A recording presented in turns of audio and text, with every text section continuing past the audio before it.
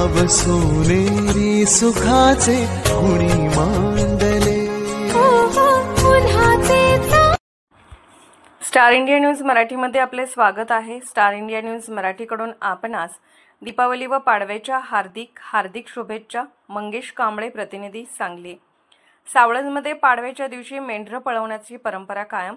सावळज हे कलेचे माहेरघर म्हणून ओळखलं जातं। त्याचप्रमाणे सावळजमध्ये अनेक परंपरा या चालत आलेल्या आहेत। त्यातील एक परंपरा म्हणजे अनेक वर्षापासून मेंढरे पळवणं। या दिवशी धनगर बांधव आपल्या कळपाला घेऊन ग्रामदैवत सिद्धेश्वर यांची भेट घेतात आणि त्यानंतर मंदिराच्या भोवती आपल्या मेंढरांचा कळप पळवून गावचे मनोरंजन करतात।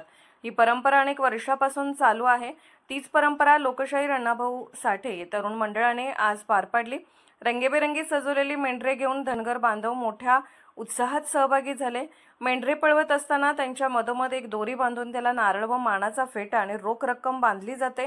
अडथळा पार करून मेंढ्याने त्या नारळाला स्पर्श होईल अशी उडी मारेल व त्या कळपाला बक्षीस मंडळाकडून दिले जाते। यावेळेला मंडळाच्या वतीने त्यांचा सत्कार करण्यात आला। मंडळाचे आभार धनगर समाजाच्या वतीने राजू कलाल यांनी मानले। यामध्ये सतीश कलाल, पप्पू कलाल, शेखर कलाल, रघुनाथ कलाल, राहुल कलाल, संजय कलाल, संदीप बन्ने, भाऊसाहेब थोरात, त्याचप्रमाणे मंडळाचे कार्यकर्ते, सर्व ग्रामस्थ मोठ्या संख्येने उपस्थित होते। स्टार इंडिया न्यूज मराठीला सबस्क्राइब करा, लाईक करा, शेअर करा, कमेंट करा। मुख्य संपादक प्रकाश लोंढे।